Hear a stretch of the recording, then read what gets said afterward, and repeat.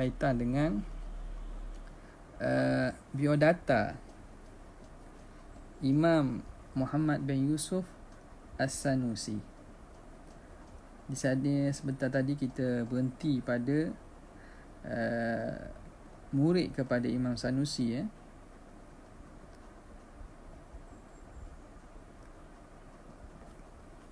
iaitu Syekh Al-Mallali rahimahullahu ta'ala. Okay.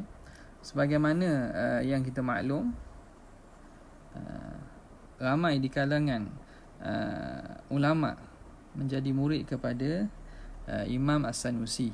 Antaranya ialah murid rapat beliau ialah Muhammad bin Ibrahim bin Umar Ibn Ali Al-Mallali. Seterusnya di sini beberapa lagi ulama lain disebut. Muhammad bin Abi Madian At-Tilmisani, dan antara yang menarik ni disebutkan juga ialah Ahmad bin Muhammad bin Isa Al-Burnusi Al-Fasi Al-Syahir Biz-Zarruq, iaitu Imam Syekh Ahmad Zarruq. Berkaitan dengan syakhsiyatuhu al-ilmiyah, bagaimana keilmuan Imam Sanusi rahimahullahu ta'ala. Disebut di sini bahawa kana al-Imam Sanusi mutabahhiran fi kathirin min al-fununi wal ulum. Imam Sanusi ni melaut luasnya, mendalam ilmunya dalam pelbagai ilmu dan juga pelbagai pelbagai ulum.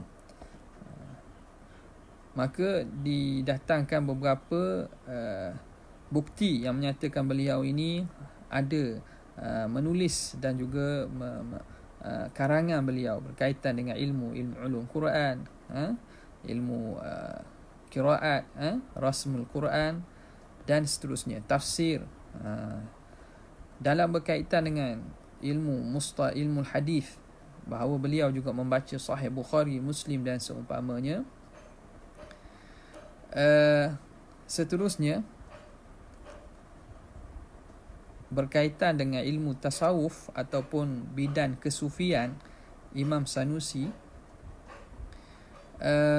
bahawa la budda min al-isyarati fil bid'i ila anna al-imam Sanusi kama yasifuhu talamidatuhu wa arifuhu, sebagaimana disifatkan oleh murid-murid dan orang yang mengenali beliau ni kana hasanal khuluq, ia mempunyai akhlak yang baik, mutawadhi'an, yang seorang yang begitu tawadhu', raqiqal qalbi, hati yang lembut, seorang yang rahim, yang sangat pengasih, mutabassiman fi wajhi man laqiyahu, dia akan senyum kepada orang yang berjumpa dengan dia, layyinan hayyina, orang yang mudah, orang yang lembut dia perwatakan beliau, yamshi fi qada'i hawaijihim, dia berusaha untuk menunaikan hajat-hajat orang apabila datang memohon kepada pertolongan beliau. Adapun berkaitan amma tasawuf Imam Muhammad bin Yusuf Sanusi, dikatakan di sini beliau tidaklah lam yakun tasawuf taqlid. Tasawuf yang dijalani oleh Imam Sanusi ni bukan semata-mata tasawuf yang taklid.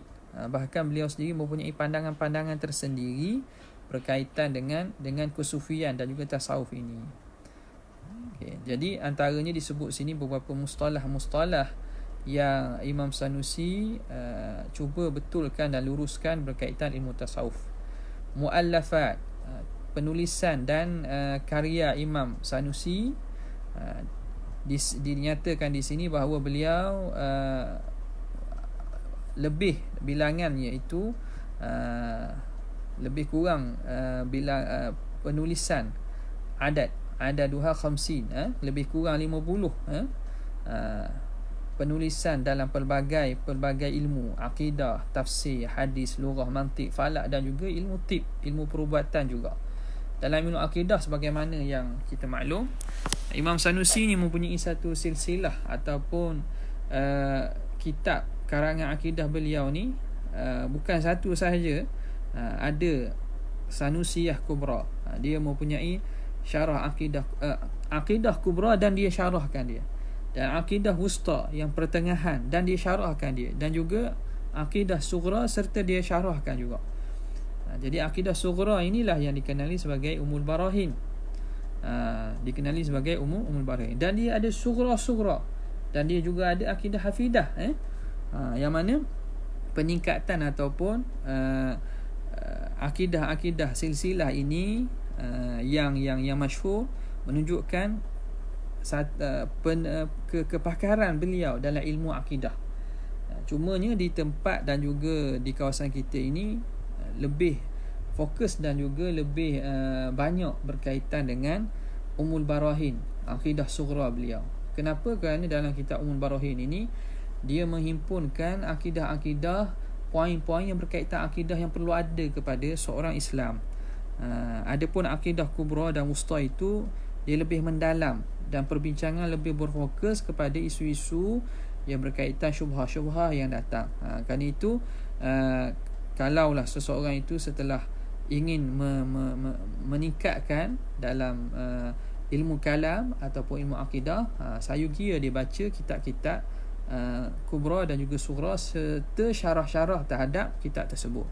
Adapun sekadar ilmu akidah, sekadar perkara-perkara yang berkaitan akidah, ilahiyat dan juga an-nubuwat, maka Ummul Barahin ataupun akidah sughra itu satu akidah yang masyhur dan yang memada, yang cukup untuk menerangkan berkaitan dengan isu akidah kepada seluruh masyarakat.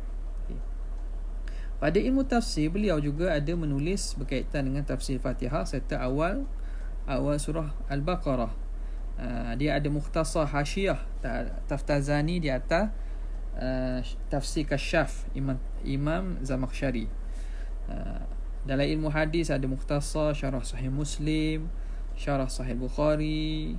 Kemudian dalam ilmu fiqh dan usulnya mukhtasar dalam usul fiqh, syarah Jurumiyah dalam mantiknya, mukhtasar dalam mantik. Dan juga beliau juga menulis berkaitan dengan ilmu perubatan, syarah Urjuzah Ibni Sina fi Tibb, syarah matan Bait Rajas Ibnu Sina berkaitan dengan ilmu perubatan. Dan di sini dinukilkan pujian para ulama, apa kedudukan Imam Sanusi pada pandangan para ulama. Maka maklumlah bahawa beliau ni terkenal dengan seorang ulama yang soleh, daripada nukilan-nukilan yang datang, orang yang alim, mempunyai karamah ataupun kelebihan yang Allah Ta'ala beri kepada beliau, yang mana kalau kelebihan ni rasanya nanti dalam syarah Syekh ataupun hasyiah Syarqawi cukup dalam itu untuk menunjukkan kita betapa kedudukan Imam Sanusi ini di kalangan para ulama, serta kedudukan kitab Aqidah Ummul Barahin ni di antara kitab-kitab lain itu satu kedudukan yang mempunyai keistimewaan yang tersendiri. Wafat beliau tuwfiya rahimahullah yaumal ahad. Beliau wafat pada hari Ahad 18 Jumadal Akhirah, pada 18 Jamadil Akhir tahun 895 Hijrah. 895 Hijrah. Okey. Dan di sini dia kata dinukilkan bahawa Imam Al-Malali, beliau lah yang menulis berkaitan dengan biografi Imam Sanusi, apa ya sifat-sifat, manaqib, sirah beliau, karamah-karamah yang dinisbahkan kepada beliau ketika hayat dan selepas daripada mati. Ni kitab berkaitan terjemah Imam Sanusi ni, Al-Mawahib Al-Quddusiyah fi Manaqibi As-Sanusiyah. Fi Manaqibi As-Sanusiyah. Jadi ini sebahagian saja secara ringkas berkaitan Imam Sanusi. Secara lebih lagi mungkin kita akan sebut dalam Hasyiah Asy-Syarqawi. Seterusnya berkaitan dengan hasyiah yang kita akan baca ini, hasyiah Imam Asy-Syarqawi ala Syarhil Hududi ala Sanusi. Maka manhaj atau cara pembacaan kita, kitab ini masyhur dan senang didapati di Malaysia ini kerana dia antara kitab yang dibaca lah di pengajian-pengajian secara klasik, secara turah, sama ada di pondok-pondok, di madrasah dan seumpamanya. fokus pada pembacaan kita ialah tentang Hasyiah Syarqawi itu sendiri. Dan kita akan bacanya pada pengajian akan datang dengan cara bahawa mula-mula kita akan baca Syarah Al-Hudhudi serta matan Sanusi itu di tepi.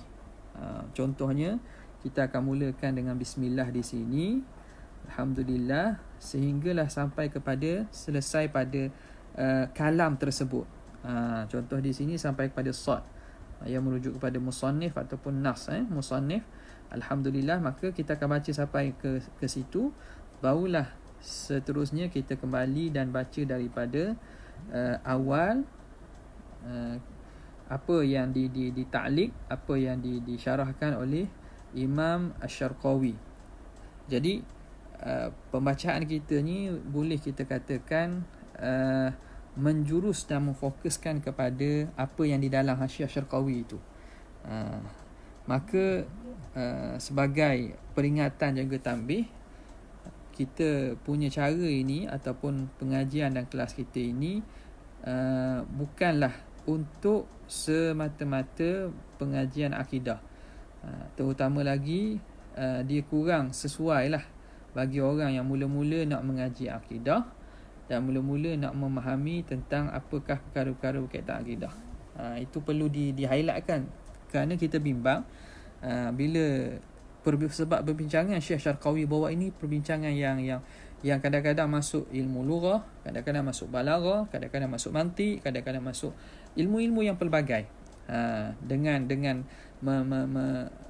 ibaratnya, mensyarahkan ibarat, ta'liq kepada ibarat, rudud dan juga irad serta jawapan kepada irad tersebut.